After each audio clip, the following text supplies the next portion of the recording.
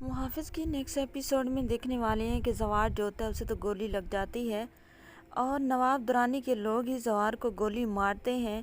زوار hospital پہنچ جاتا ہے اور پارس بھی وہاں پر پوچھنے کے لیے پہنچ ہی جاتی ہے۔ جو ہوتا ہے زوار پارس اسے بالکل اچھا نہیں سمجھتی۔ پارس کو تو ایسے لگتا ہے جیسے اس کی ساری پرائیویسی زوار کی وجہ سے ڈسٹرب ہو رہی ہے۔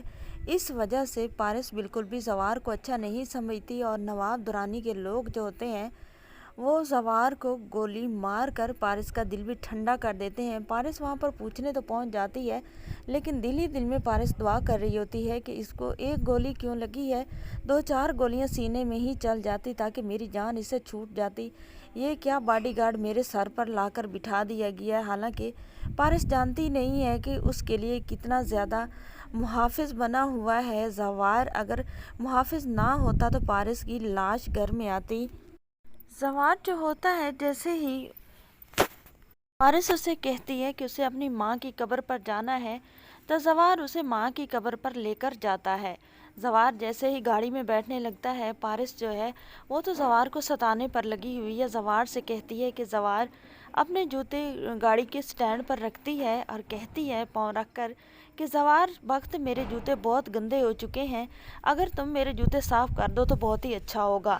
زوار وقت جو ہوتا ہے وہ پارس سے کہتا ہے کہ میں تمہارا ملازم نہیں ہوں، تمہارے باپ کا ہوں اور تمہارے باپ نے تمہارے لیے مجھے محافظ بنا کر چھوڑا ہے۔ میں تمہیں جہاں تم کہو وہیں پر لے جاؤں اور تمہیں پروٹیکٹ کروں، نہ کہ تمہارے جوتے صاف کروں۔ تو مجھ سے یہ کام نہیں ہوگا۔ تو پارس جو ہوتی ہے وہ کہتی ہے زوار وقت سے کہ ہو تو تم میرے ملازم ہی، لیکن اتنا نخرہ اور ایٹیٹیوڈ تمہیں کس بات کا ہے؟ تو جو ہوتا ہے زوار وہ کہتا ہے تمہارا ملازم نہیں ہوں، تمہارے باپ کا ملازم ہوں۔ تو جو ہوتی ہے پارس وہ کہتی ہے میرے باپ نے تمہیں میرے لیے ہی ملازم ہائر کیا ہے۔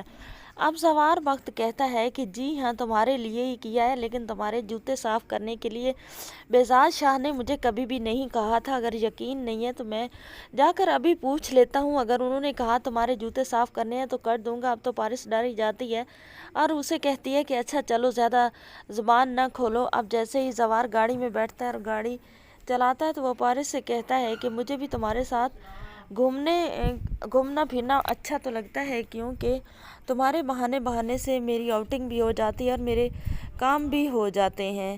تو اب جو ہوتی ہے پارس اسے تو اس بات پہ غصہ آ جاتا ہے کیونکہ زوار ایک تو اس کے ساتھ بھی چلتا ہے اور دوسرا اس کے سامنے بدمعاشی بھی کرتا ہے۔ جب وہ جو بات کہتی ہے اس کی ہر بات نہیں مانتا۔ آنے والی ایپیسوڈ میں دیکھنے والے ہیں آپ زوار کو گولی لگنے والی ہے۔